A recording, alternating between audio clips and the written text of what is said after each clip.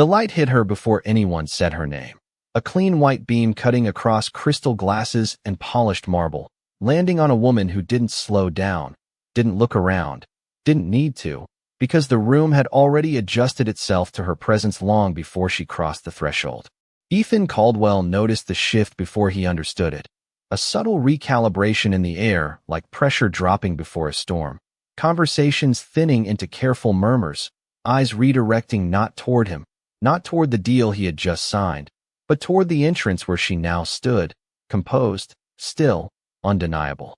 He didn't recognize her at first, and that was the part that would stay with him later, not the way she looked now, but the fact that once, somewhere in a version of his life that felt smaller than this room, he had seen her and decided she wasn't worth remembering. The gala had been designed to impress. $12 million poured into a single night of controlled spectacle. Manhattan skyline stretching beyond the glass walls like a promise money could always keep. Waiters moving with rehearsed precision, every detail engineered to reflect power, his power. But now the symmetry felt broken, like a single note off in an otherwise perfect composition. Ethan adjusted his cufflinks, a habit more than a necessity, and followed the direction of everyone else's attention, watching as she moved through the room without hesitation, her pace measured, her posture relaxed but exact, the kind of control that didn't come from trying. It came from knowing. Amara Johnson. The name arrived not from memory, but from the quiet voice beside him, his legal advisor leaning just slightly closer, careful not to draw attention. "That's her," he said, low enough to disappear into the ambient noise. Amara Johnson. Ethan repeated the name in his head once, twice, waiting for it to connect to something, anything. But it hovered there, weightless, unfamiliar, and that unsettled him more than it should have.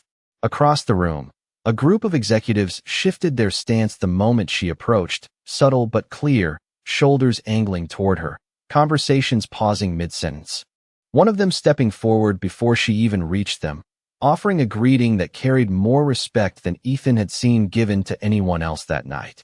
She didn't smile widely, didn't extend the moment, just a small nod. A brief exchange, and yet the entire circle leaned in as if what she might say next carried consequence. Ethan felt it then, not jealousy, not yet, but something sharper, the recognition that control had shifted in a space he believed he owned. He had built Caldwell Ventures from nothing but calculated risk and relentless precision, every acquisition, every merger a step toward eliminating uncertainty. And yet here she was, a variable he hadn't accounted for, moving through his world as if it had always belonged to her.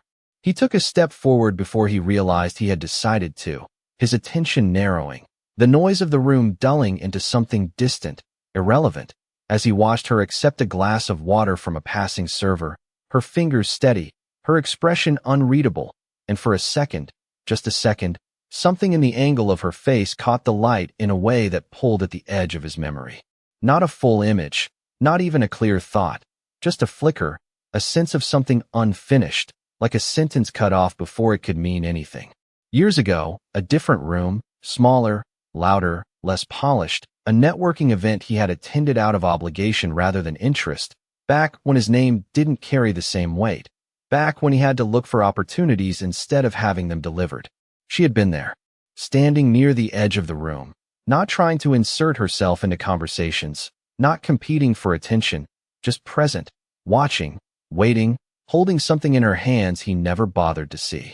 He remembered the feeling more than the details, the quick assessment, the dismissal, the decision made in less than a second that whatever she represented wasn't aligned with where he was going. And so he had walked past her, not unkindly, not aggressively, just without pause, without acknowledgement, without leaving any mark at all. That was how he had always operated, efficiency over sentiment, forward motion over distraction, and it had worked until now. Because now she stood at the center of a room built on his success, and somehow, impossibly, she had become the point everything else revolved around. "You'll want to speak with her," his advisor added quietly, his tone carrying a weight Ethan didn't miss this time, "before anything is finalized." Ethan's jaw tightened slightly, not out of resistance, but out of calculation, because there it was, the confirmation he hadn't needed but now couldn't ignore. She wasn't just present, she was relevant, and not in a peripheral way, not as an observer or a guest, but as a factor, a decision point, someone whose involvement could alter outcomes. He exhaled slowly, steadying himself, the way he did before entering negotiations that mattered. But this felt different, less structured, less predictable, because he wasn't walking into a conversation with data on his side. He was walking toward a question he didn't yet understand. Across the room, Amara shifted her gaze, just slightly, and for the first time, their eyes met. It wasn't dramatic, no sudden recognition lighting her expression, no visible reaction at all, just a moment of direct acknowledgement, her eyes steady, calm, and then she looked away, as if the exchange hadn't required more than that.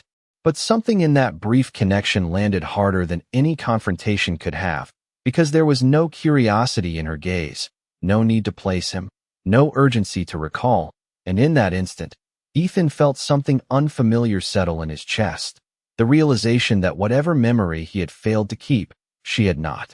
He straightened, his posture aligning with the version of himself the world expected, composed, controlled, unaffected, but beneath that surface, something had shifted, a quiet imbalance he couldn't immediately correct. The music continued, glasses clinked, deals were discussed in low, confident tones, but none of it carried the same clarity it had minutes before, because now there was a question threading through everything, subtle but persistent, and it had a name he could no longer ignore. Amara Johnson. And somewhere between the man he had been and the man he had become, he had made a choice that no longer belonged to the past, because she was here now, standing in the light he thought he controlled, and for the first time in a long time, Ethan Caldwell wasn't certain what came next. The distance between them did not feel measured in feet or steps, but in something quieter, something heavier, the kind of space that forms when two people stand in the same room, but carry entirely different versions of the past, and Ethan felt that weight settle as he began moving toward her, each step controlled, deliberate, his pace matching the rhythm of someone who had never needed to hesitate. Yet now, every movement seemed to require intention in a way it had not moments before, because approaching her did not feel like entering a conversation. It felt like stepping into something already in motion without his permission. Amara did not turn to meet him as he closed the distance. Not immediately, her attention still on the man speaking in front of her, a senior partner from one of the largest firms in the room, his tone respectful, measured, the kind reserved for people whose decisions could reshape outcomes. And she listened without interruption, her posture relaxed, her expression composed, as if nothing around her required effort, as if attention itself simply arrived when it was meant to. And when she finally did shift her gaze toward Ethan, it was not with surprise or curiosity, just recognition, quiet and complete, the kind that did not ask questions because it already had answers. He stopped at a respectful distance, not too close, not too far, a calculated position he had mastered over years of negotiation, but for the first time it felt like positioning. Alone would not define the outcome, Ms. Johnson, he said, his voice even, controlled, carrying the same calm authority that had closed deals worth billions, yet something beneath it adjusted, just slightly, not uncertainty, but awareness, and she acknowledged him with a small nod, nothing more, no extended greeting, no visible shift in her demeanor, as if his presence required no recalibration at all. Mr. Caldwell. She replied, her tone smooth, unhurried, the syllables precise without being sharp, and for a moment the surrounding noise seemed to fall away, not because the room had gone quiet, but because the exchange between them carried its own gravity, something that did not need volume to be felt. He studied her briefly, not openly, but enough to confirm what instinct had already suggested. She was not just another executive, not another investor moving through the system he understood. There was something else, something rooted, something that did not adjust itself to the room but instead caused the room to adjust around it. And that realization did not sit easily. I believe we have not been formally introduced, he continued, a statement that felt more strategic than factual, because introduction implied beginning, and something about her presence suggested that whatever this was had already started long before this moment. Her eyes held his for a fraction longer this time, not challenging, not soft, just steady, and then she said, that depends on what you consider an introduction. And the words landed without emphasis, without any attempt to sharpen them. Yet they carried a clarity that made it impossible to dismiss their meaning. Ethan felt the shift again, subtle but undeniable, the ground of the conversation adjusting beneath him, and he did not respond immediately, not because he did not have words, but because he recognized that the wrong ones would matter more here than they usually did. Around them, movement continued. Glasses lifted, quiet laughter threaded through nearby conversations, but the space they occupied felt separate, defined by something neither of them needed to name. Then perhaps we should start with context, he said, choosing precision over assumption, and for the first time, the corner of her mouth moved, not quite a smile, more like an acknowledgement of the effort.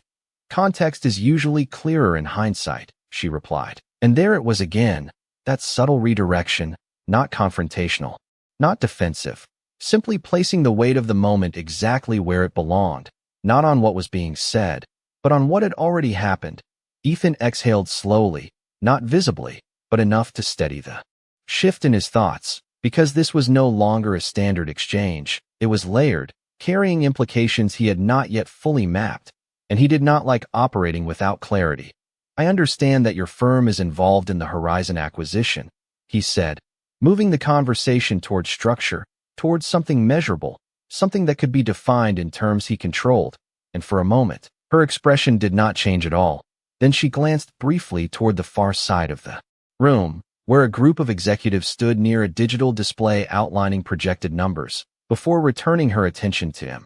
Involved is a flexible word, she said, her voice still even, still calm. But yes, my firm is connected to that process. And the simplicity of the statement did nothing to reduce its impact, because Ethan already knew what it meant. Involvement at that level was not passive. It was decisive. A flicker of movement near his shoulders signaled his advisor approaching. But he did not turn, did not break eye contact, because something told him that doing so would shift the balance in a way he could not easily recover from. Connected how? He asked, and this time there was no attempt to soften the directness, because clarity mattered more than tone now, and she seemed to recognize that, her gaze steady, her posture unchanged, in the way that determines whether it moves forward or does not, she answered, and the words settled between them without force, without drama, yet they carried the full weight of the situation, clear, unambiguous, final. Ethan felt the implications unfold almost instantly, numbers aligning, projections recalculating, the structure of the deal he had spent months building now revealing a dependency he had not fully accounted for, not because the information had not been there, but because he had not known where to look or who to look for. His advisor stepped in then, offering a brief nod toward Amara. Ms. Johnson, he said, respectful, cautious, and she acknowledged him with the same composed neutrality she had shown Ethan, no more, no less. And then her attention returned to Ethan as if the presence of anyone else did not alter the focus of the exchange. I would like to discuss this further, Ethan said, the statement carrying intention rather than request, and for a brief moment, the silence that followed felt deliberate, not empty, as if she were considering not the content of what he had said, but the timing, the necessity, the reason behind it.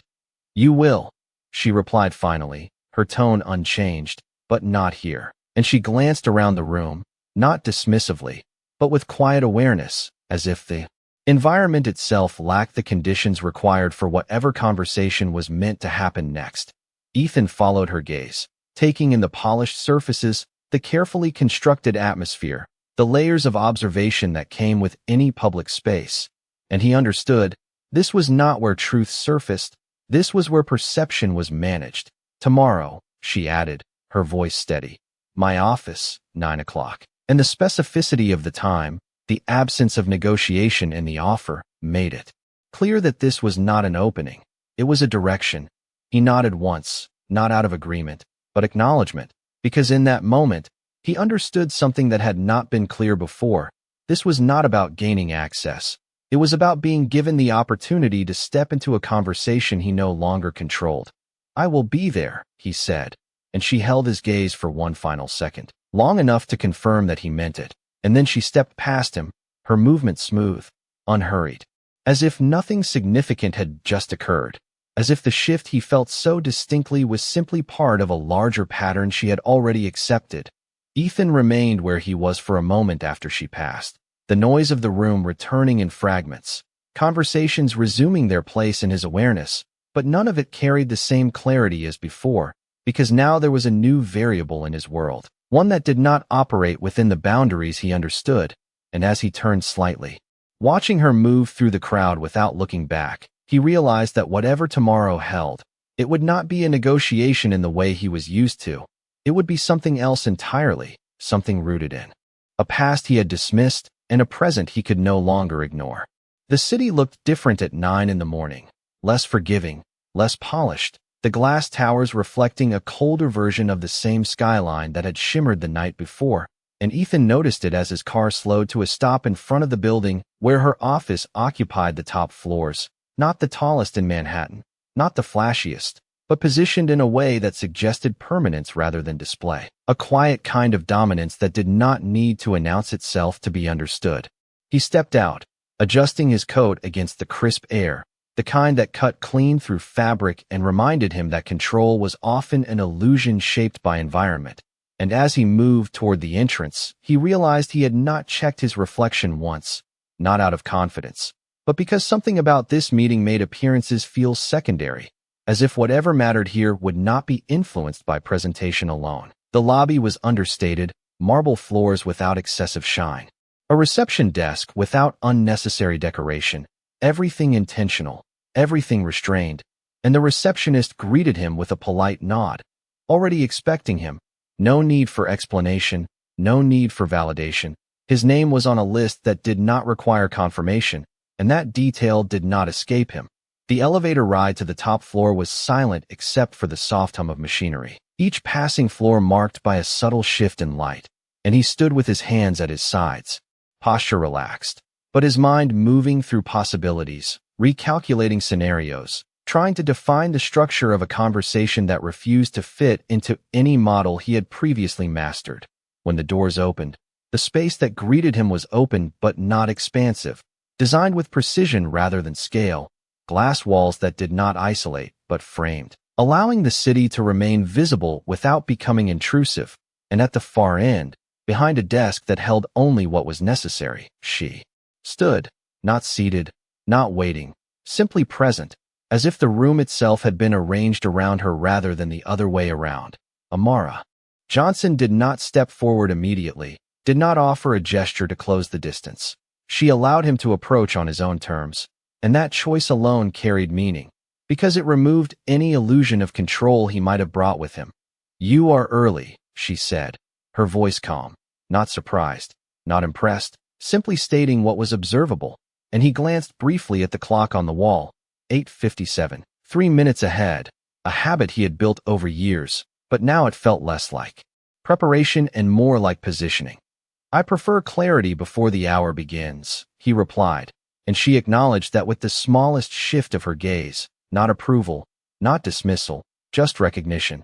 She gestured toward a seating area near the window, 2 chairs angled slightly toward each other, not directly opposing, not aligned in confrontation, but also not casual, a space designed for conversation without pretense. And he took the seat offered, noting the way the light fell across the floor, the way the city moved beyond the glass, all of it steady, all of it indifferent to what was about to unfold. She remained standing for a moment longer before taking her own seat, not across from him, but slightly to the side, a positioning that altered the dynamic just enough to make it clear this would not follow a predictable path. Silence settled between them, not awkward, not empty, simply present, and Ethan did not rush to fill it, because he understood that here, timing mattered as much as content.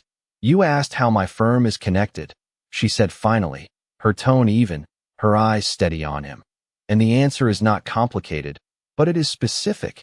And she reached for a folder on the table beside her, not thick, not overfilled, just a collection of documents held together with precision, and she placed it between them without sliding it toward him, allowing the choice to engage to remain his. He opened it without hesitation, his eyes moving quickly across the pages.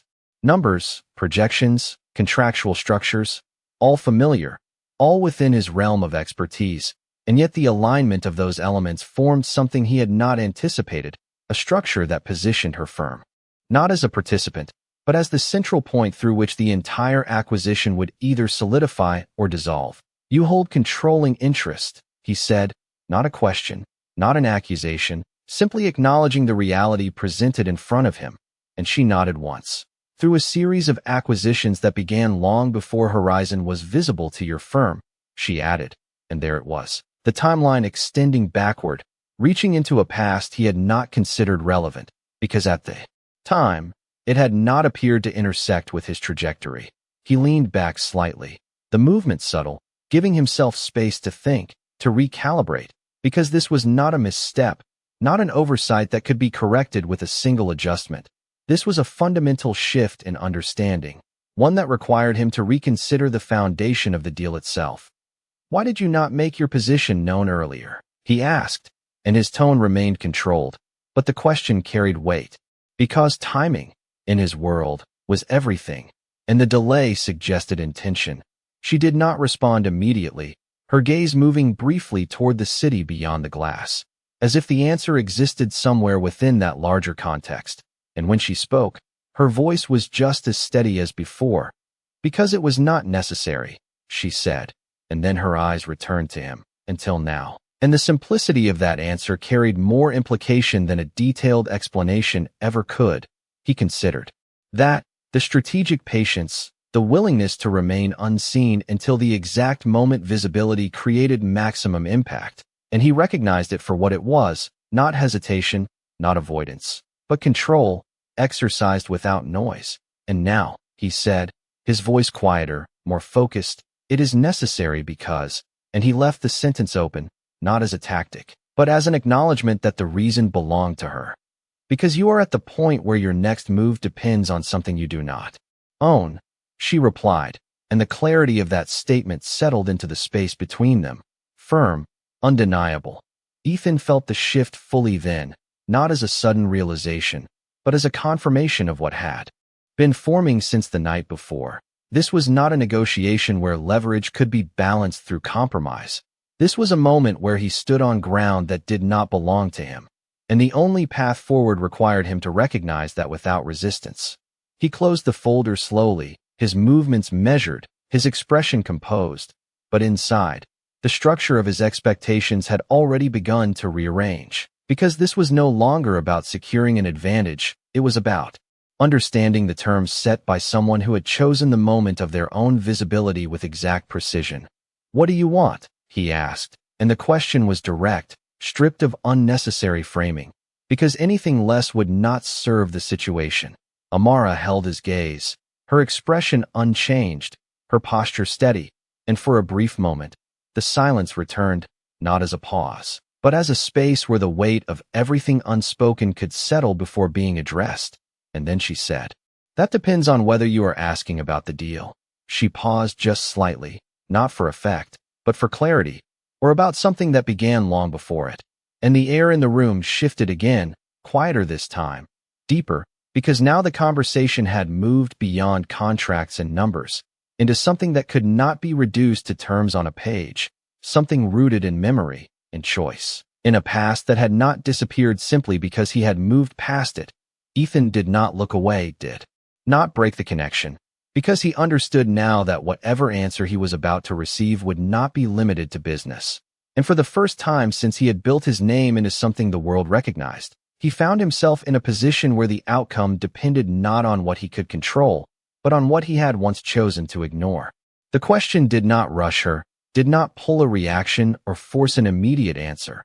It simply existed between them, steady and unresolved, and Amara allowed it to remain there for a moment as if she were deciding not what to say, but how much of the truth he was prepared to hear, her gaze holding his without tension, without judgment, just clarity. And when she finally spoke, her voice carried the same calm precision that had defined every word she had given him so far.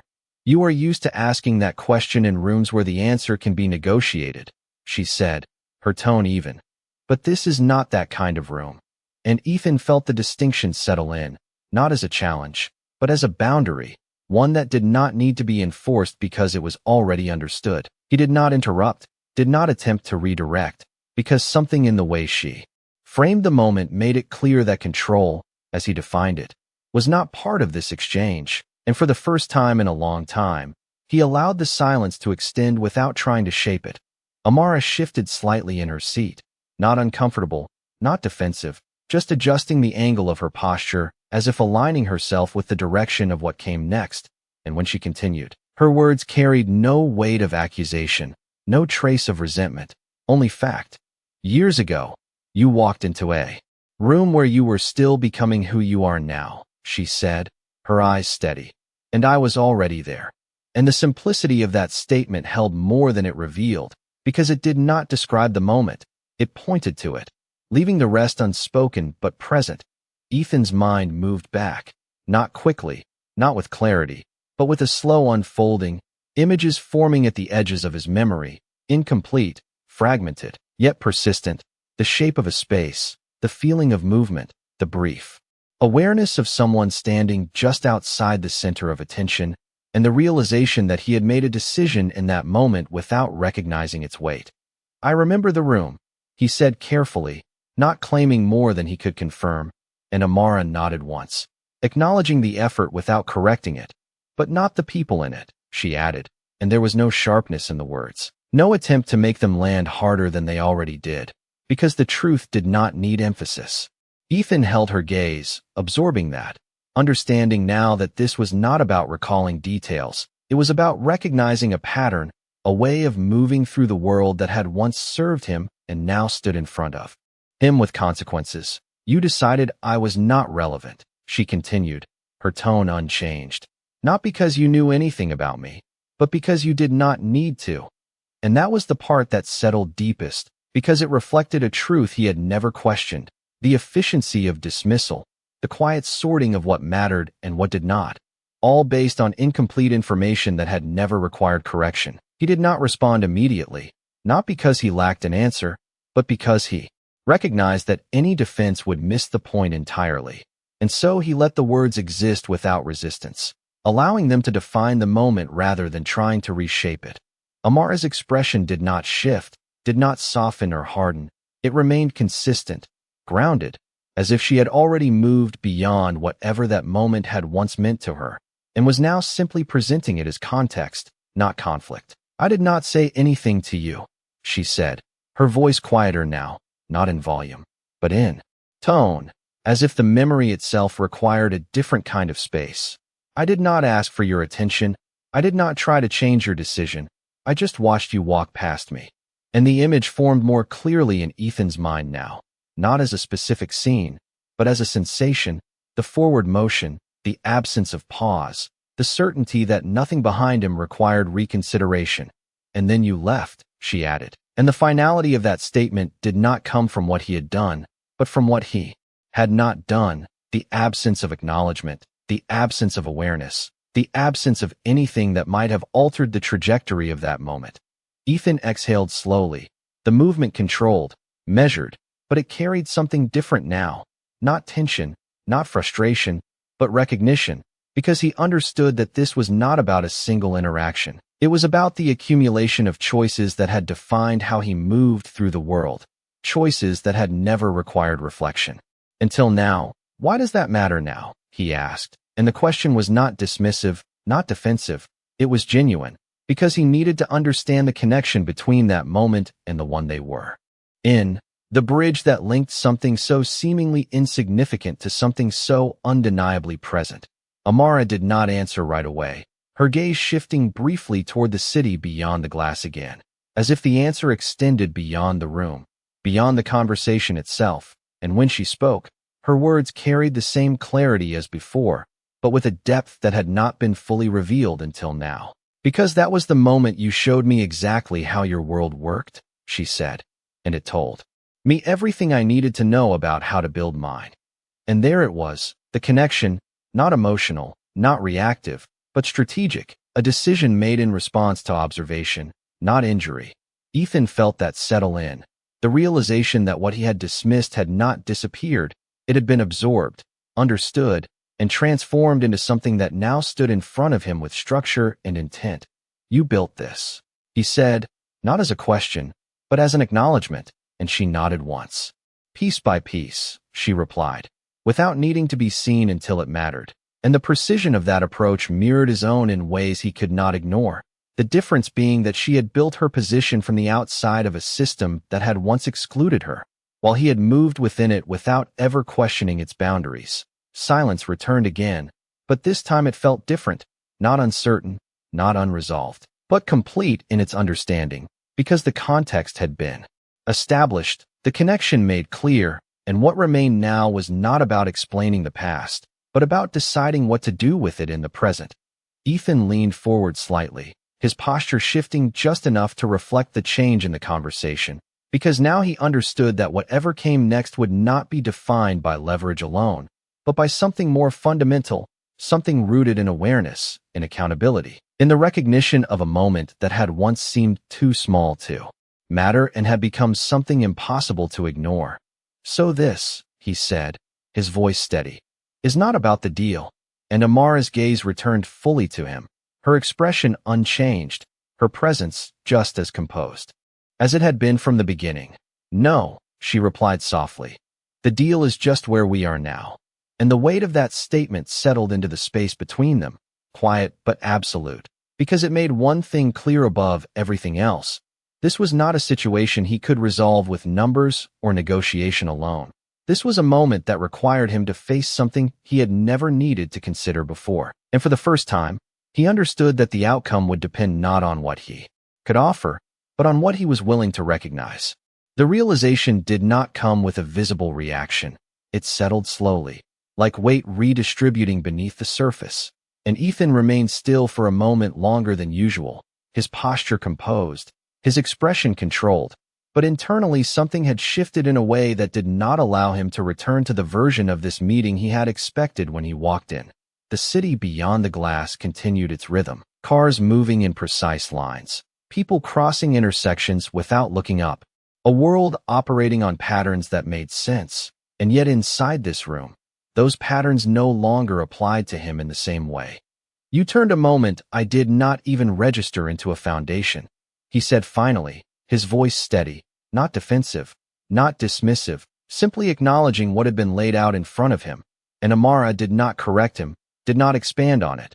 She allowed the statement to stand as it was, which somehow made it land with more clarity. I turned information into direction, she replied, her tone unchanged. The moment itself was not important.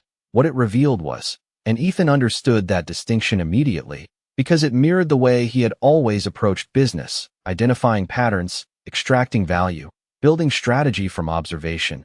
The difference now being that he had been the pattern she studied, the variable she had mapped, and that realization carried a weight he could not ignore. He leaned back slightly, his hand resting against the arm of the chair, not in relaxation, but in recalibration, because this was no longer about identifying leverage, it was about understanding the framework she had built, the one he had unknowingly contributed to. So everything since then, he said, his eyes meeting hers again, has been intentional, and she held his gaze without hesitation.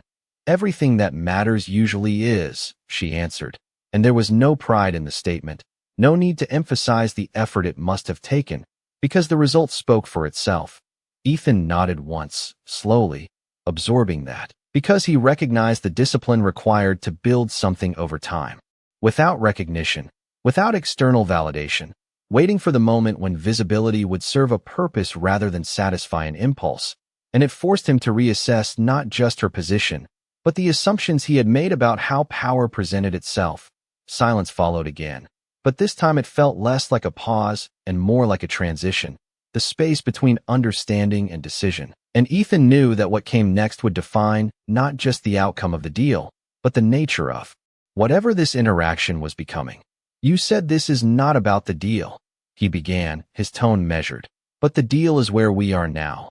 And he gestured briefly toward the folder on the table, the documents that had originally framed this meeting.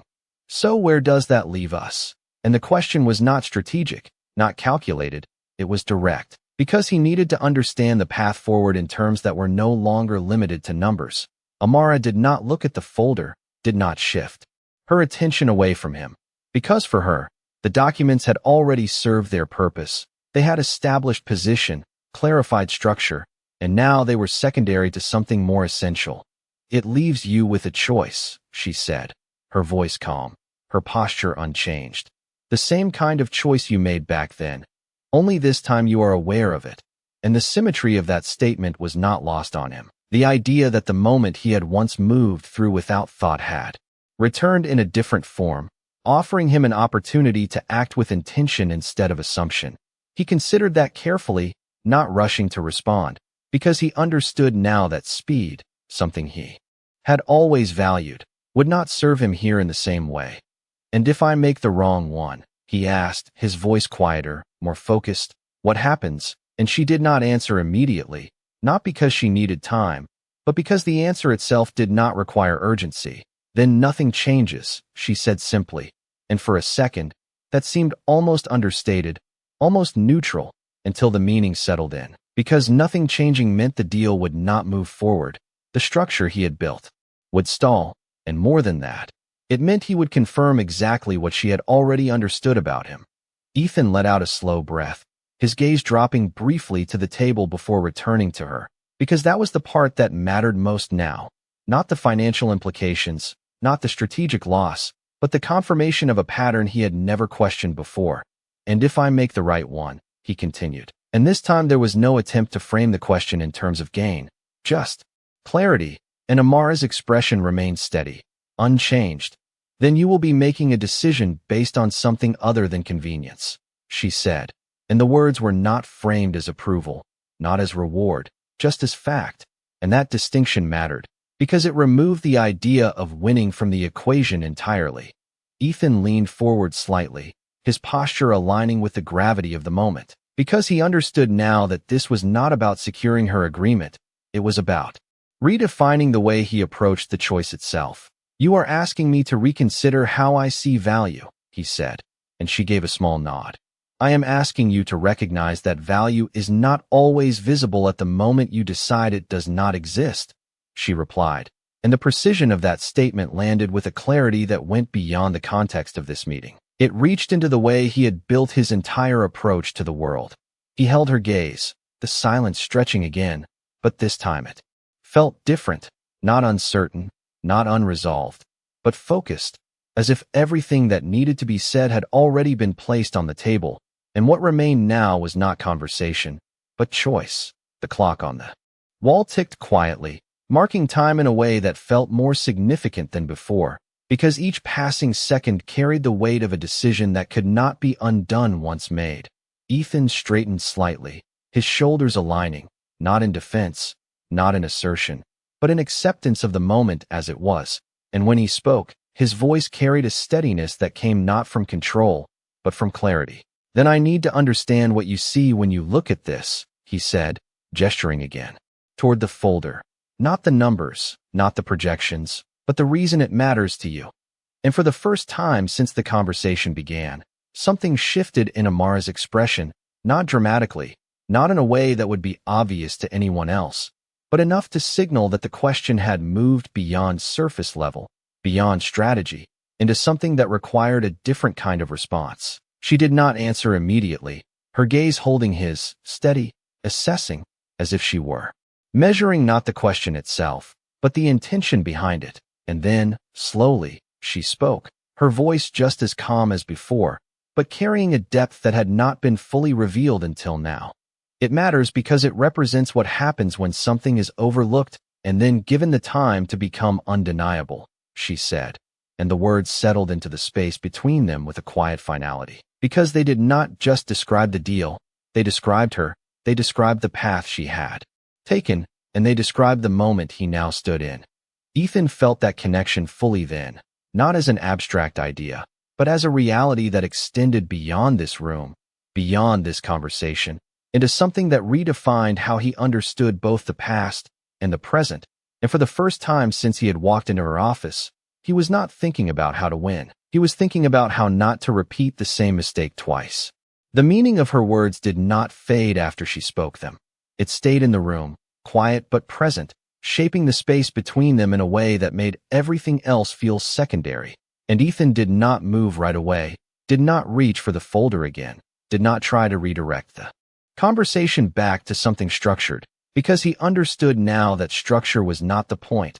Understanding was. The light from the window shifted slightly as a cloud passed over the skyline, softening the sharp edges of the buildings beyond the glass. And for a moment, the room felt less defined by its boundaries and more by the weight of what had just been acknowledged. Undeniable, he repeated quietly, not as a question, not as a challenge, but as a reflection, testing the word in the context she had given it. And Amara gave a small nod, her expression unchanged, not because it demands attention, she added, but because it no longer depends on it. And that distinction settled deeper than anything she had said before, because it removed the idea of validation entirely, leaving only presence, something that existed regardless of whether it was recognized or not. Ethan leaned forward slightly, his elbows resting just above his knees, his hands loosely clasped, not as a defensive posture, but as a sign that he was no longer holding distance in the same way. And when he spoke again, his voice carried a different tone, not less controlled, but less guarded. You are saying that what I ignored did not disappear, it evolved. And she met his gaze without hesitation. Everything does, she replied. The only difference is whether you are there to see what it becomes. And that was the part that shifted something in him, not because it introduced a new idea, but because it reframed something he had never needed to question, the assumption that what he chose not to engage with simply ceased to matter. Silence followed again. But this time it felt less like a gap and more like alignment, the space where two perspectives began to intersect without needing to force agreement, and Ethan allowed himself to sit in it, to process not just the words, but the implications behind them. So this is the moment, he said finally, his voice steady, where I decide whether I am still the man who walks past something because it does not fit what I need at the time. And Amara's gaze held his, steady, unwavering. It is the moment where you decide whether you recognize something before or after it becomes impossible to ignore, she answered, and the clarity of that response left no room for interpretation, because it was not about her, not entirely.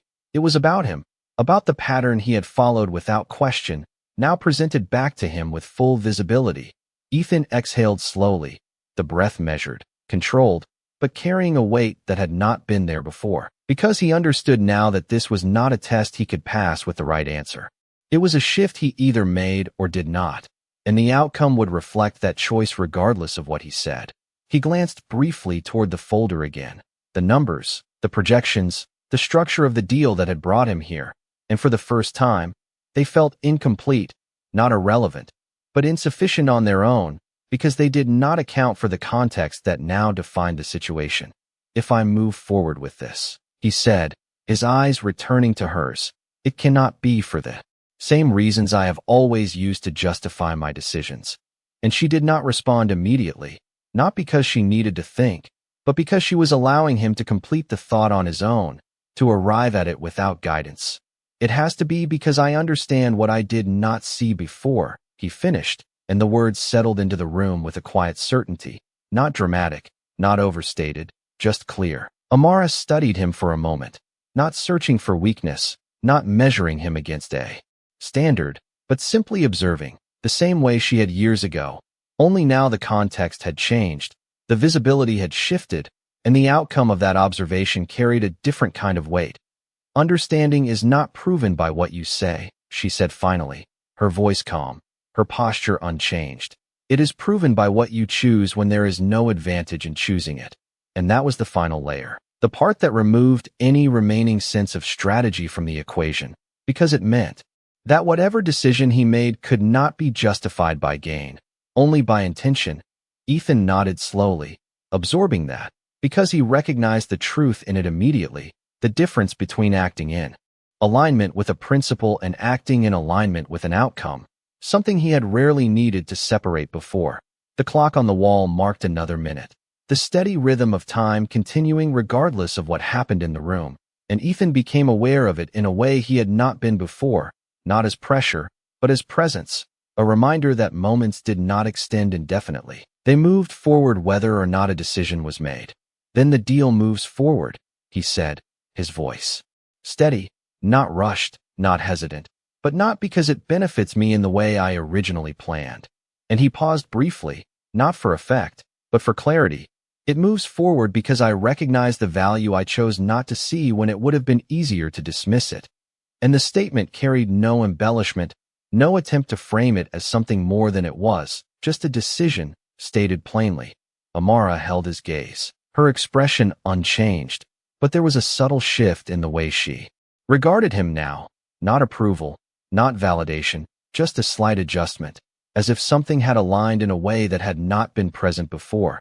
And if it does not benefit you, she asked, not as a challenge, not as a test, but as a continuation of the logic he had just established, then why move forward at all? And the question did not carry doubt, it carried precision, the kind that required an answer grounded in more than surface reasoning. Ethan did not look away, did not hesitate.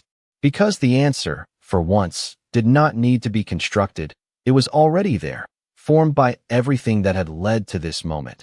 Because the outcome is no longer the only thing that defines the decision, he said, his voice even, his posture steady. The decision itself matters, and the simplicity of that statement carried a weight that extended beyond the room, beyond the deal, into something that redefined how he approached not just this moment, but the pattern that had shaped his past. Amara remained still for a second longer, her gaze steady on him, and then she gave a small, almost imperceptible nod, not as confirmation, not as agreement, but as acknowledgement, and for the first time since the conversation began, the tension that had existed beneath the surface shifted, not disappearing, but transforming into something quieter, something more balanced. Outside, the light shifted again, the clouds breaking just enough to let the sun through, casting a clearer reflection across the glass. And inside the room, the space between them no longer felt defined by what had been ignored, but by what had been recognized. And in that recognition, something had changed, not in a way that demanded attention, but in a way that no longer depended on it. The shift did not announce itself with a dramatic change. It settled into the room with a quiet steadiness, the kind that could be missed if someone was not paying attention. But Ethan felt it clearly, not as relief, not as resolution, but as alignment, something that had not been present when he first walked in, now sitting firmly in place. And for a moment, neither of them spoke, because the conversation had reached a point where words were no longer needed to define what had already been understood.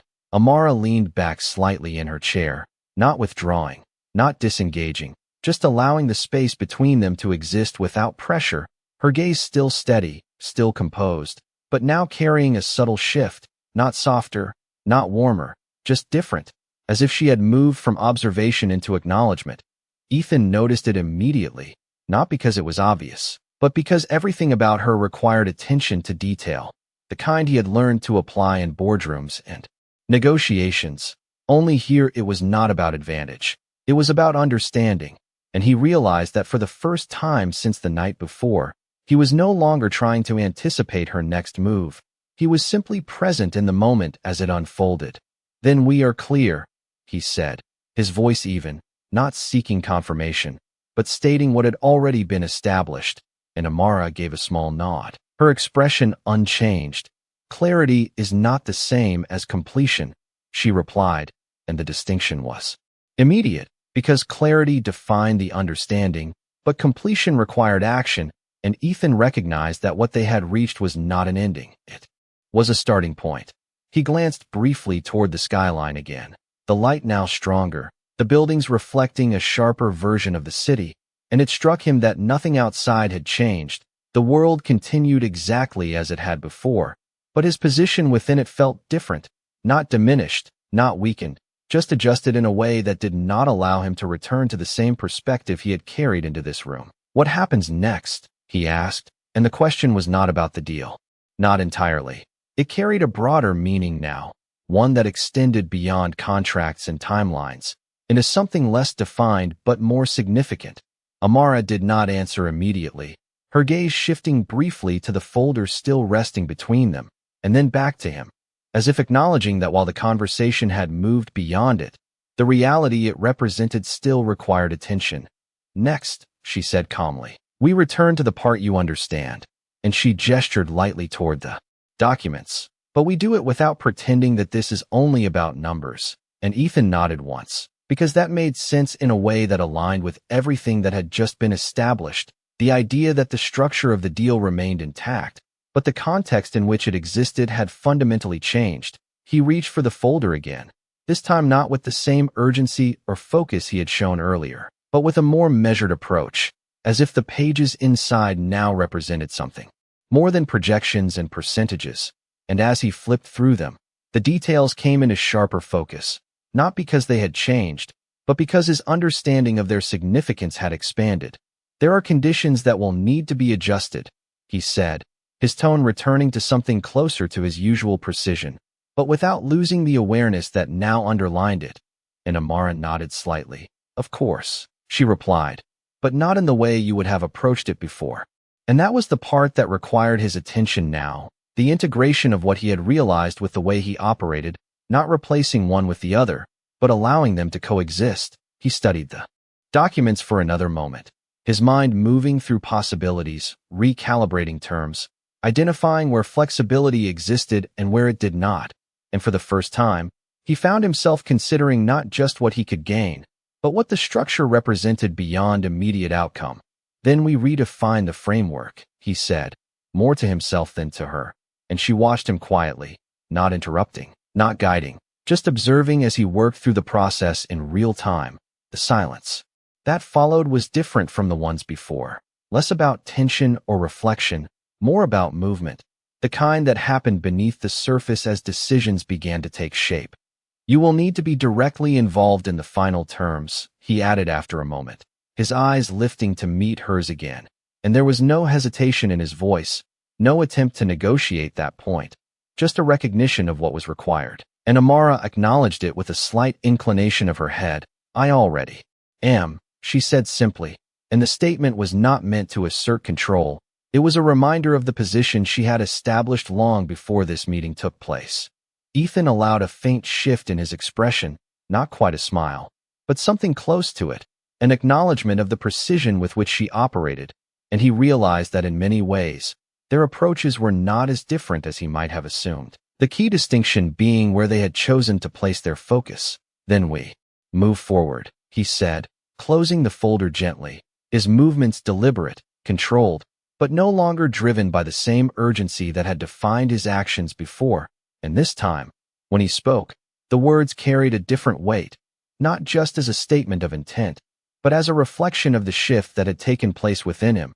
Amara held his gaze for a moment longer, her expression steady. And then she gave a small nod, not as approval, not as validation, but as acknowledgement that the conversation had reached the point it needed to, and that what came next would not be decided here, in words, but in action. She stood first, her movement smooth, unhurried, and he followed a second later. The motion natural, without hesitation, and for a brief moment, they stood facing each other, not across a table, not separated by documents or distance, but simply present in the same space, the balance between them no longer defined by what had been overlooked, but by what had been recognized. 9:30 tomorrow, she said, her tone calm. We will finalize the revised structure. And Ethan nodded once, the time noted without question, because he understood now that precision was not just a preference for her, it was part of how she maintained control without needing to assert it. I will be here, he replied, and the simplicity of the statement matched hers. No additional framing, no unnecessary emphasis, just clarity. She held his gaze for a final moment, long enough to confirm the understanding that had been reached, and then she stepped past him, moving toward the far side of the office, her pace steady, her presence unchanged, as if the conversation had not altered her position in any way, only revealed it more clearly. Ethan remained where he was for a second longer, the room now quieter in a different way, not because something had ended, but because something had shifted into place. And as he turned toward the door, the city beyond the glass caught his attention again, the light reflecting off the buildings in a way that felt sharper, more defined. And he realized that the difference was not in what he was looking at, but in how he was seeing it, because, for the first time in a long time, he was not just moving forward, he was aware of everything he might have once chosen to leave behind. The hallway outside her office felt quieter than it should have, The kind of quiet that did not come from absence but from precision, as if every sound had been measured and allowed only where it belonged. And Ethan walked through it with a pace that matched that rhythm. Not rushed, not slowed, just aligned. His mind still holding onto the conversation that had just ended, not replaying it, not analyzing every word, but carrying the weight of it in a way that did not fade as he moved further from the room. The elevator doors closed with a soft, controlled motion, sealing him into a space where reflection came naturally, not forced. And for a brief moment, he allowed himself to stand still without reaching for his phone, without checking messages or emails, something he had not done in years, because there had always been something to respond to, something to manage, something to control. But now, none of that felt immediate compared to the shift that had just taken place. The descent was smooth, almost silent, the numbers lighting up one by one as the floors passed, and with each one, the distance between him and that room increased, but the clarity of what had been established did not diminish. If anything, it sharpened, settling into a place that did not allow for easy dismissal. When the doors opened again, the lobby felt different from when he had entered, not because it had changed, but because his awareness of it had. The marble floors, the restrained design, the quiet efficiency of the space, all reflecting a kind of control that no longer felt like the only measure of value. He stepped outside, the city air meeting him with the same crisp edge as before, but now it carried something else, something less defined, something that made him pause for just a fraction of a second before moving forward again. His driver was already waiting, the car positioned exactly where it needed to be, the door opening with practiced timing, and Ethan slid into the back seat, his posture settling into something familiar, something structured. But his thoughts did not follow the same pattern they usually did. "Office," he said briefly, his voice steady, and the car pulled into motion, merging into the flow of traffic that moved through the city with predictable precision. The streets of Manhattan unfolded outside the window, a series of intersections, signals, and movement that followed rules he had always understood, systems that responded to logic and control. But now, as he watched it pass, he realized that not everything operated within those boundaries. Not everything could be reduced to strategy and outcome, and that realization did not disrupt his thinking, it expanded it. His phone buzzed once, then again, messages stacking in quiet succession, updates from his team, questions about the Horizon acquisition, confirmations that required his input, all of it expected, all of it part of the structure he had built. And yet, for the first time, he did not reach for it immediately. He let it sit, the vibration fading into silence as he kept his gaze on the city beyond the glass. The conversation with Amara did not replay in fragments. It remained whole, a single continuous understanding that did not need to be broken down, to be felt. And within that understanding, one detail stood out more than the others, not because it was emphasized, but because it had been stated so simply, so clearly, that it could not be ignored. The idea that value did not disappear when overlooked. It evolved. It became something else, something that did not require acknowledgement to exist, and he realized that this was not just about her. It was about everything he had ever dismissed without a second thought. The car slowed at a light. The pause brief but noticeable, and Ethan's gaze shifted to the reflection in the window, his own image faint against the movement of the city, and for a moment he studied it, not critically, not with any sense of judgment, just observation. The same way she had once observed him, the same way she had built her understanding from what he had revealed without realizing it. The light changed, the car moved again, and Ethan reached for his phone, not out of habit, but with intention this time. The distinction subtle but clear even to him, and as he unlocked it, the messages filled the screen, each one carrying its own urgency, its own expectation, and he began to respond, his fingers moving with the same precision they always had. But the decisions behind those responses felt different, not because the content had changed, but because his perspective had. Proceed with the revised structure. He typed to his legal team, the message direct, concise, leaving no room for ambiguity, and then another. All adjustments require my final review, not as a control mechanism, but as a commitment to remain present in the process in a way he had not always been. The responses came quickly. Confirmations, acknowledgments, questions, and he addressed them one by one, not rushing, not delaying, just moving through them with a clarity that did not feel forced. When the car pulled up in front of his building, he stepped out without hesitation, the familiar environment of his own office tower rising in front of him, glass and steel reflecting a version of the world he had built. And as he entered, the energy inside shifted subtly, people straightening, conversations pausing, attention redirecting toward him in a way that had always been natural, always expected. But now, he noticed it differently, not as something to be accepted without thought, but as something to be understood. His assistant met him at the elevator, tablet in hand, already moving through the schedule for the day, meetings, calls, obligations that required his time, and he listened, nodding occasionally, adjusting where necessary. But his focus remained steady, not divided, not distracted, because for the first time, he was not just moving through his day, he was aware of how he moved through it. Clear the last 30 minutes before close, he said as they reached his floor, his tone calm, leaving no room for misinterpretation, and his assistant nodded immediately, making the adjustment without question, and Ethan stepped into his office, the space expansive, controlled, designed to reflect authority and precision, and yet, as he moved through it, it felt slightly different, not diminished, not less significant, just part of a larger picture he had not fully considered before.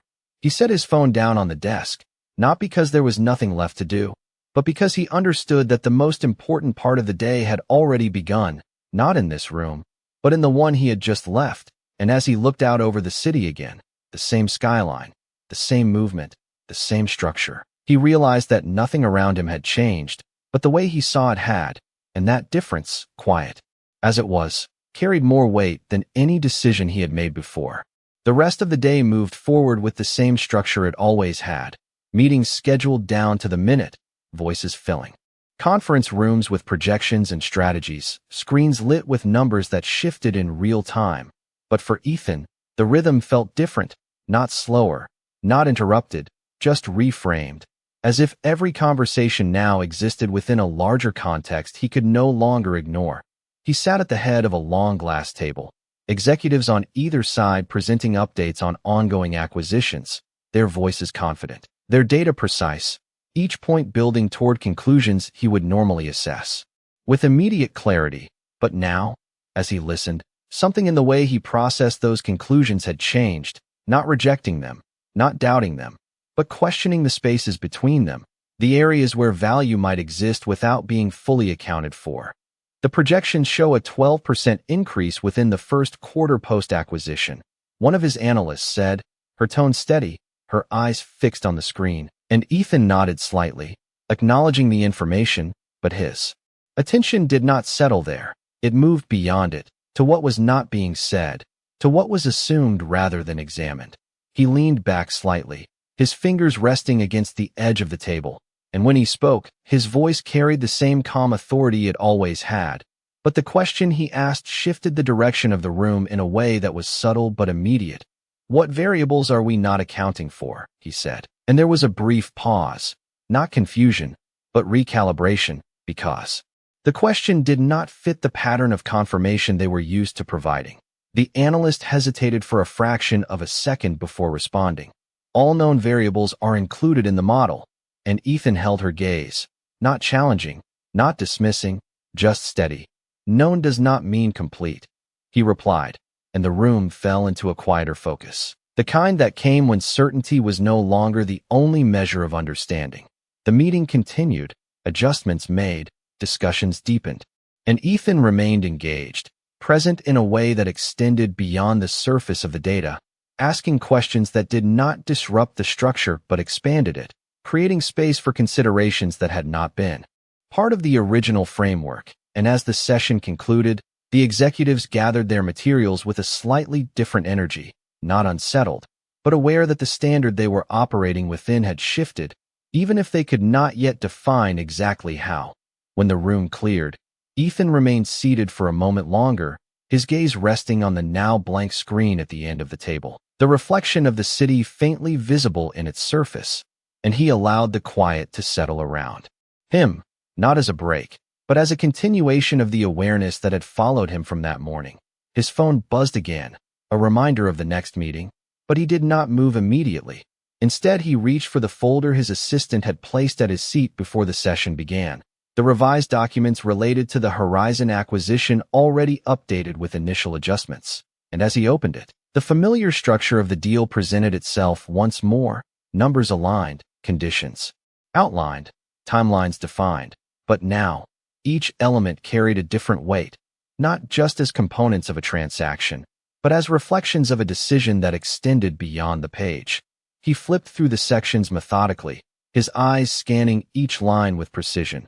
But his focus remained on something deeper, the intention behind each clause, the implications that would follow once the deal moved forward. And for the first time, he found himself considering not just what the acquisition would achieve, but what it represented, not just for his firm, but within the broader context of everything that had led to this moment. A soft knock at the door pulled his attention, and his assistant stepped in, tablet in hand, her posture professional, her tone efficient. "Your next call is ready," she said, and Ethan nodded once, closing the folder gently, his movements deliberate. "Push it back 15 minutes, he replied, his voice calm, leaving no room for hesitation, and she paused. Briefly, just long enough to register the adjustment, before nodding and stepping out again. The room returned to silence, and Ethan stood, moving toward the window that stretched across the far wall. The city unfolding below in its usual complexity, traffic moving in steady lines, people navigating sidewalks with purpose, each part of the system functioning as it always had. And yet, as he stood there, he realized that his place within that system was no longer defined solely by control. It was shaped by awareness, by the recognition that what he chose to see, and what he chose to overlook, carried consequences that extended beyond immediate outcomes. He rested his hand lightly against the glass, not pressing, not leaning, just present, and his mind returned briefly to the moment in her office, the way she had spoken, not with urgency, not with expectation, but with certainty, a certainty that did not depend on whether he accepted it or not. And he understood now that this was not something he could compartmentalize, not something he could leave behind as he moved through the rest of his day. It was integrated, part of how he would move forward from this point on. The 15 minutes passed without interruption, and when he returned to his desk, he picked up his phone, dialing into the call that had been waiting, his voice steady as he joined the conversation, addressing questions, providing direction, maintaining the structure that had defined his leadership. But beneath that structure, something had shifted, something that did not alter his authority, but refined it, grounding it in a perspective that did not rely solely on control, but on understanding. The hours moved forward, the day unfolding in its usual sequence of obligations and decisions, and Ethan met each one with the same level of precision he always had. But now, there was an added layer to that precision, a consideration that extended beyond the immediate, a recognition of what might exist outside the boundaries of what was already known. As the afternoon light began to fade, casting longer shadows across the office, his assistant stepped in once more, confirming the final adjustment to the next day's schedule.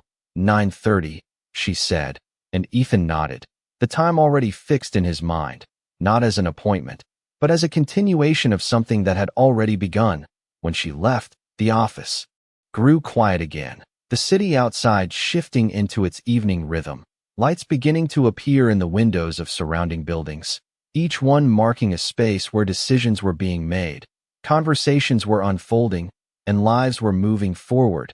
And Ethan stood there for a moment, taking it in, not as a backdrop to his own actions, but as part of a larger pattern he was only now beginning to fully recognize. And in that recognition, he understood that tomorrow would not just be about finalizing a deal. It would be about confirming a shift, one that had already taken place, quietly, undeniably, without needing to announce itself to be real. The night did not rush him. It unfolded with a measured stillness that felt almost deliberate, as if the city itself understood that something had shifted and chose not to interrupt it. And Ethan remained in his office long after the usual rhythm of departure had passed, the building around him gradually quieting as lights dimmed floor by floor, conversations fading into distant echoes, until only the low hum of the city remained, steady and constant beyond the glass. he stood near the window. Again, not out of habit, but because it had become a place where thought aligned without effort, his reflection faint against the skyline, a silhouette shaped by years of certainty now standing within a moment that did not rely on it. And he allowed himself to stay there without reaching for distraction, without filling the silence with tasks, something he had rarely permitted before. The documents for the Horizon acquisition rested on his desk, revised, structured, ready for finalization, and yet they did not pull his attention in the same way they once would have, because what mattered about them was no longer limited to their outcome. It was tied to the intention behind the decision they represented, and that distinction remained clear, grounded, unchanged even as the hours moved forward. His phone buzzed once more, a late message from his legal team confirming that all requested adjustments had been implemented. The tone efficient, precise, aligned with the way his firm operated, and he glanced at it briefly before setting it down again, not dismissing it, just recognizing that the most important part of the process could not be managed through messages alone. He moved back toward his desk, his steps quiet against the polished floor, and sat down with a controlled ease, his posture relaxed but attentive. And as he opened the folder once more, his eyes moved through the pages with the same level of focus he had always applied. But now there was an added layer to that focus, one that extended beyond the immediate terms, into the meaning those terms would carry once they were put into motion. He paused at a particular section, one that outlined the final authority on the deal's execution, the point at which control would be defined, and he studied it for a moment longer than necessary, not because the language was unclear, but because the implication of that authority now held a different weight, one that required more than simple confirmation. Outside, the city lights continued to build, windows illuminating across the skyline, each one marking a space where decisions were being made, and Ethan found himself considering not just the scale of what he had built, but the countless moments that had shaped it, the choices made quickly, efficiently, without hesitation, and how many of those choices had been based on the same pattern he had now been forced to confront. He closed the folder gently, his hand resting on its surface for a brief moment, not in hesitation, but in acknowledgement, because he understood that the next step would not be defined by what was written on those pages. It would be defined by what he carried into the room the following morning. The clock on the wall moved steadily toward midnight, the hour not significant in itself, but marking the transition between what had been decided and what would soon be acted upon, and Ethan stood again, moving away from the desk, not because there was nothing left to review, but because he had reached the point where further analysis would not change the nature of the decision. He turned off the lights with a single motion, the office dimming into a quiet reflection of the city beyond, and stepped out into the hallway, the building, now almost empty, the usual energy replaced with a calm that felt rare, almost intentional. And as he walked toward the elevator, his steps remained steady, his pace unchanged, but his awareness remained present, grounded in a way that did not require effort. The ride down was silent, the same soft hum accompanying the descent, and Ethan allowed himself to stand without movement, his thoughts not racing ahead, not looping back, just existing within the clarity that had been established. When the doors opened to the lobby, the space was nearly empty. A single security guard at the desk, the quiet efficiency of the building continuing even as the day had long since ended, and Ethan stepped outside, the night air cooler now, carrying a sharper edge that cut clean through the stillness. And for a moment, he paused, not out of hesitation, but out of awareness, the city stretching out around him, vast, constant, and unchanged. The car was waiting, as it always was, the driver stepping out to open the door. The routine executed with practiced precision, and Ethan took his seat without speaking, the door closing softly behind him as the vehicle pulled away from the curb, merging into the late-night traffic that moved with a quieter, more deliberate rhythm. The streets passed by in a blur of light and shadow, the reflections shifting across the glass as the car moved through intersections, and Ethan leaned back slightly, his gaze steady, his posture relaxed, but his mind remained focused, not on what needed to be done, but on how it would be done, the distinction subtle but significant. The drive was shorter at this hour, the usual congestion replaced by open lanes and steady movement. And when the car pulled up in front of his building, Ethan stepped out with the same controlled motion, the routine unchanged, but the intention behind it grounded in something new. His apartment was quiet when he entered, the space designed for simplicity and control, clean lines, minimal distraction, a reflection of the way he had structured his life, and he moved through it without turning on unnecessary lights, allowing the soft glow from the city outside to fill the room, casting a muted reflection across the surfaces.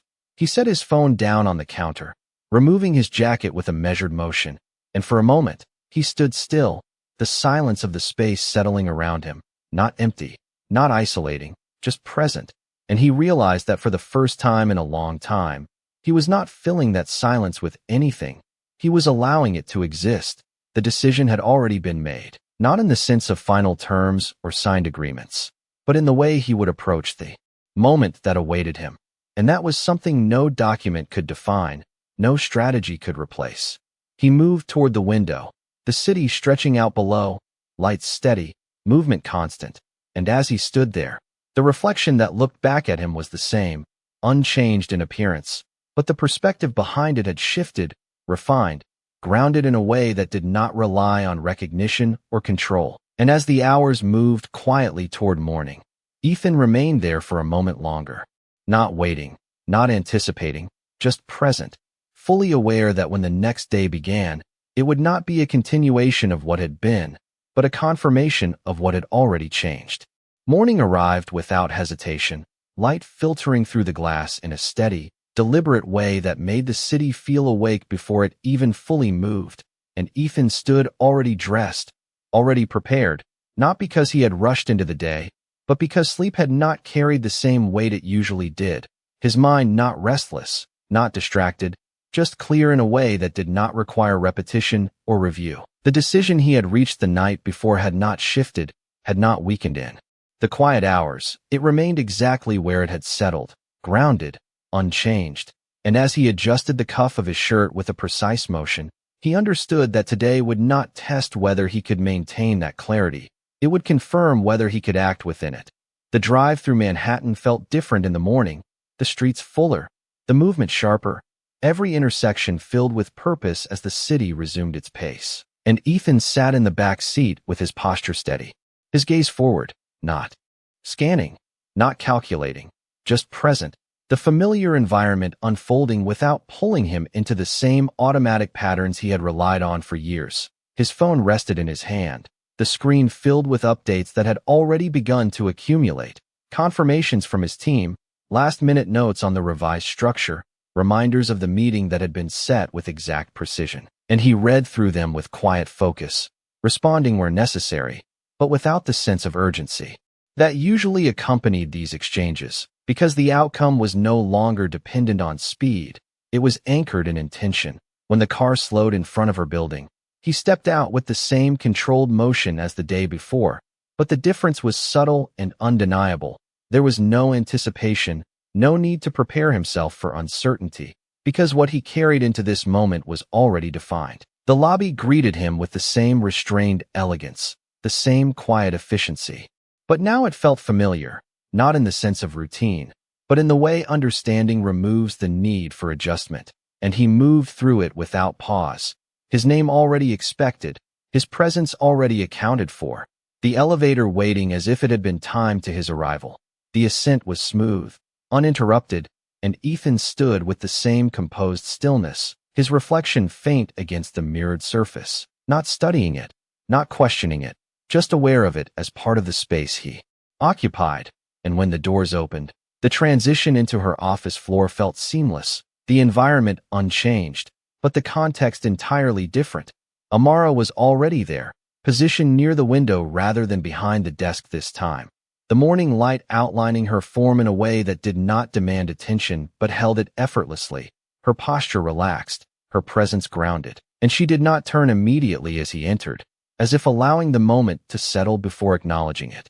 "You are on time," she said without looking away from the skyline, her voice calm, measured, and Ethan stepped forward with the same steady pace, stopping at a distance that felt natural rather than calculated. "So are you," he replied, his tone even, and there was no tension in the exchange, no need to establish position, because that had already been defined. She turned then, her gaze meeting his directly, steady and clear, and for a brief second, nothing else existed in the room but that connection, not heavy, not charged, just present. And then she gestured toward the table where the updated documents had been laid out with precise order, each page aligned, each detail ready for final review. "We begin where we left off," she said, moving toward the table with a smooth, unhurried motion, and Ethan followed, taking his place opposite her, the distance between them no longer defined by uncertainty, but by clarity. The documents were familiar, the revisions already implemented, but now, as he reviewed them, each section felt complete in a way it had not before. Not because the numbers had changed significantly, but because the intention behind them had been aligned, and he moved through the pages with focused attention, confirming details, noting adjustments, but not searching for advantage, just ensuring that what had been established remained consistent. Amara remained silent as he reviewed, not watching closely, not directing, just present, her posture steady, her attention balanced between the documents and the moment itself, and when he finished, he closed the folder gently, his hand resting on it for a brief second before looking up.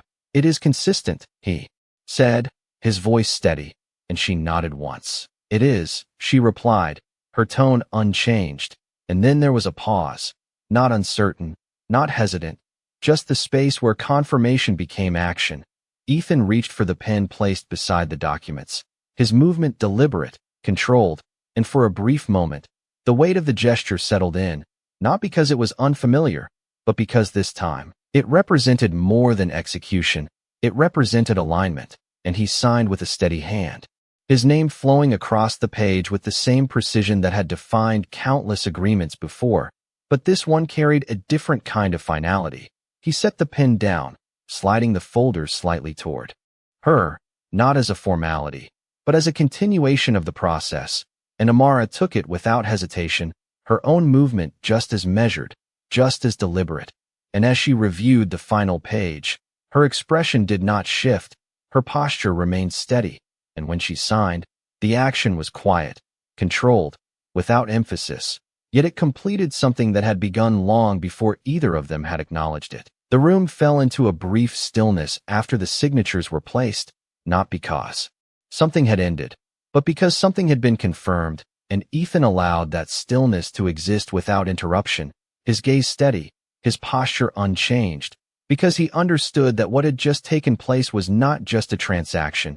It was a moment that reflected a shift he could not reverse.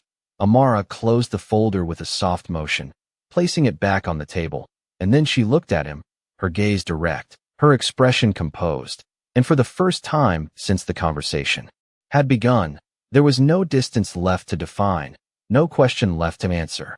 "Then it moves forward," she said, her voice calm, and Ethan nodded once, not as agreement, but as acknowledgement, because the movement had already begun the moment he chose to see what he had once ignored.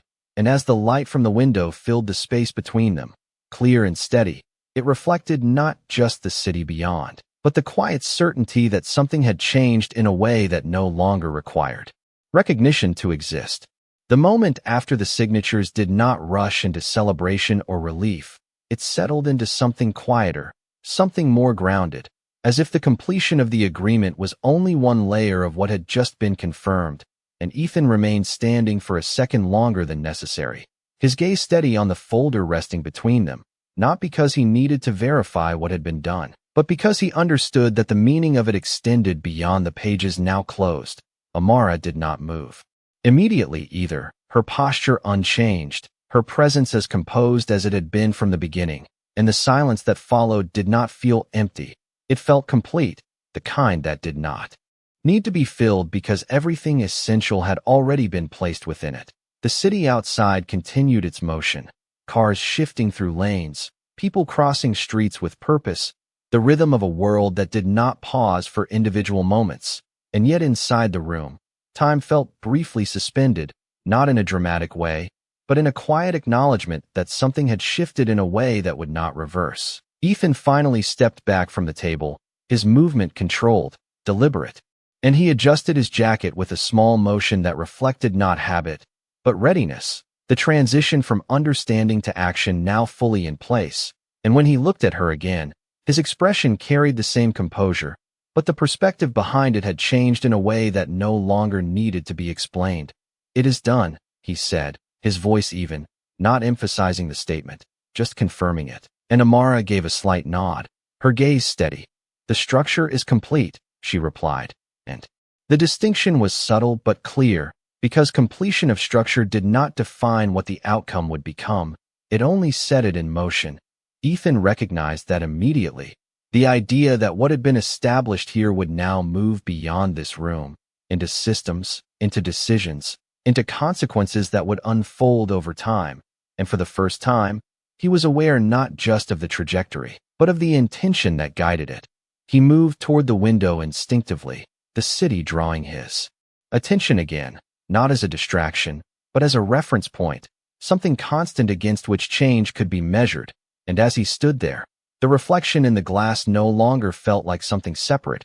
It felt integrated, part of the same space, the same moment, the same awareness. Amara joined him after a second, not standing directly beside him, but close enough that the distance between them no longer carried definition, just presence. And for a moment, neither of them spoke.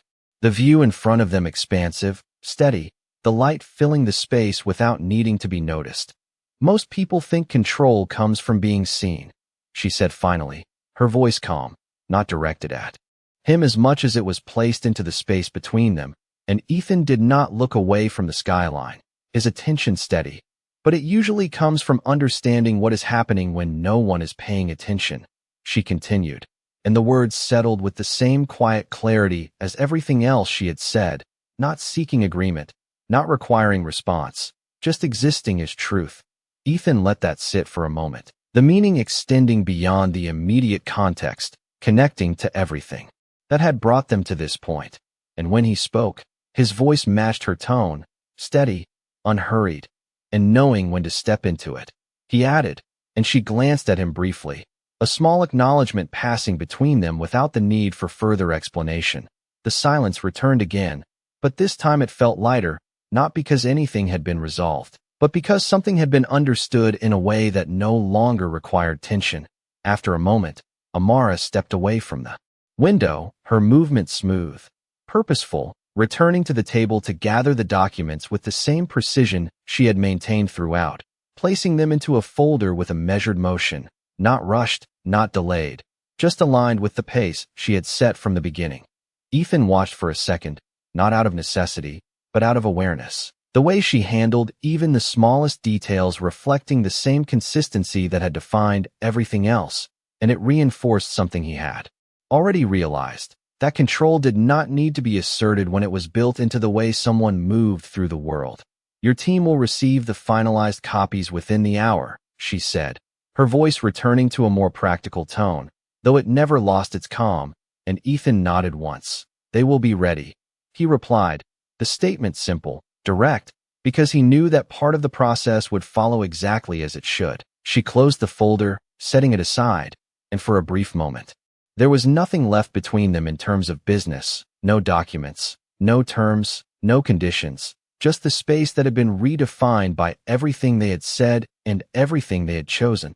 Ethan stepped back slightly, his posture still composed, but no longer holding the same kind of distance, and when he spoke again, his voice carried something quieter, not less certain, but more grounded. "This does not end here," he said, not as a question, not as a statement of obligation, but as recognition, and Amara met his gaze without hesitation. "No," she replied, her tone steady. "It does not." And the meaning behind it extended beyond the deal, beyond the moment, into something that did not need to be defined in order to exist. The room felt different now, not because anything had changed physically, but because the space between them had shifted in a way that could not be undone, and Ethan understood that whatever came next would not follow the same patterns he had relied on before.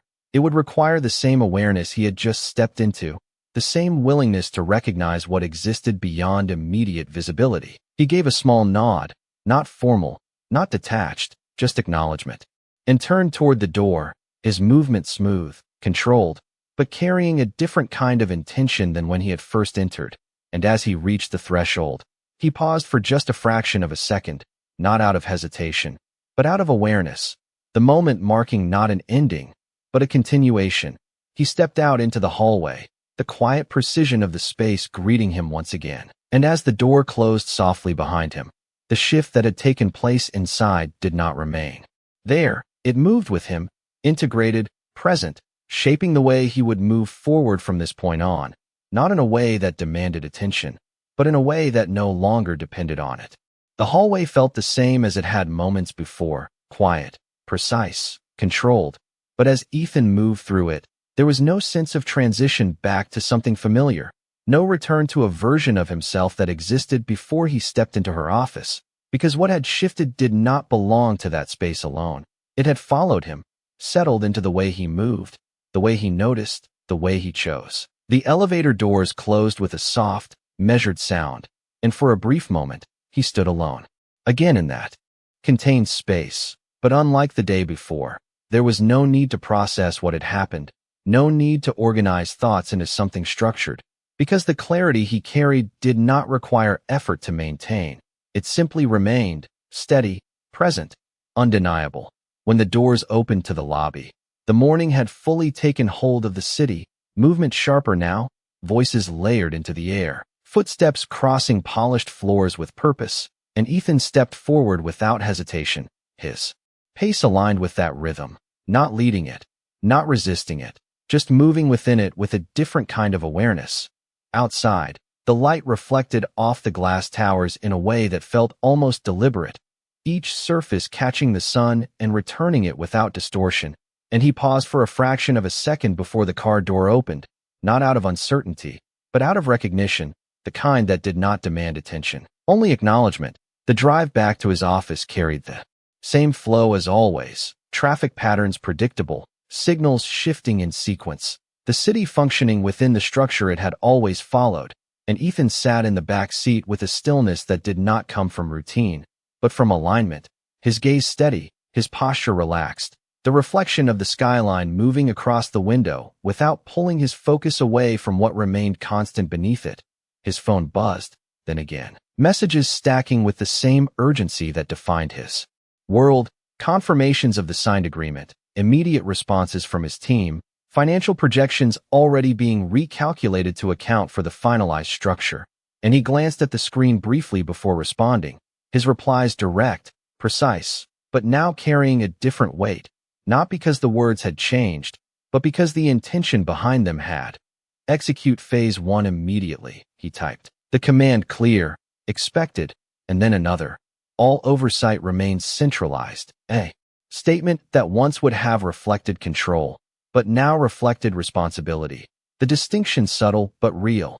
When the car pulled up to his building, he stepped out with the same controlled motion, the environment around him shifting in response to his presence in the way it always had, people adjusting, conversations pausing, attention redirecting, but this time, he noticed it without absorbing it, without allowing it to define the moment, because what had been established earlier no longer depended on how he was perceived here.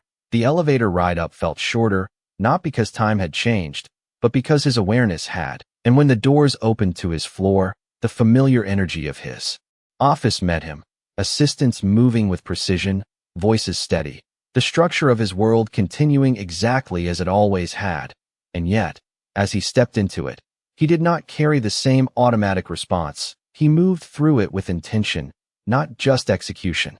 Congratulations, his assistant said as she approached, her tone professional, but carrying a hint of recognition, and Ethan gave a small nod, not dismissing it, but not engaging with it beyond acknowledgement, because the word did not fully capture what had taken place. He entered his office, the space expansive, controlled, designed to reflect authority, and as he moved toward his desk, the skyline beyond the glass caught his attention once more, the same view, the same city, but now it no longer felt like something he stood above. It felt like something he was part of, connected to in a way that extended beyond position or power. The folder containing the finalized agreement had already been delivered, resting at the center of his desk, and he approached it without urgency, his hand resting lightly on its surface before opening it again, not to review, not to confirm, but to acknowledge, because what it represented now was not just a completed transaction. It was a moment that had redefined the way he would approach every decision moving forward. The pages were unchanged from when they had been signed, the ink steady, the structure intact. But the meaning behind them had shifted, expanded, and Ethan closed the folder gently, his movement deliberate, controlled, but no longer driven by the same need to finalize, because finalization had already occurred in a way that extended beyond documentation. The rest of the day unfolded with the same sequence of meetings, calls, and decisions, but each one carried that same underlying awareness, a recognition of what existed beyond the immediate. And as he moved through each interaction, he found himself asking different questions, not for the sake of disruption, but for the sake of completeness, ensuring that what was being considered extended beyond what was simply visible. Hours passed, the light outside shifting gradually toward evening, the city transitioning into its next rhythm, and Ethan remained present within it, not separate, not detached, just aligned in a way that did not require effort to maintain. When the final meeting ended and the office began to quiet once more, he stood by the window again, the skyline reflecting the last light of the day, and for a moment he allowed himself to stand there without movement, without reaching for anything else, the stillness settling around him in a way that felt familiar now, not empty, but complete. Somewhere in the distance, the city continued its constant motion, unaware of the shifts that occurred within individual moments. And Ethan understood that this was how it would remain, the world moving forward regardless of what changed within it. And yet, within that understanding, there was a quiet certainty, one that did not need to be spoken or acknowledged to exist, that something fundamental had been redefined, not in the way it appeared, but in the way it was seen. And as the light faded and the reflections in the glass deepened, he remained there for a moment longer, not waiting, not anticipating, just present, fully aware that the most significant changes were not the ones that announced themselves, but the ones that quietly reshaped everything that came.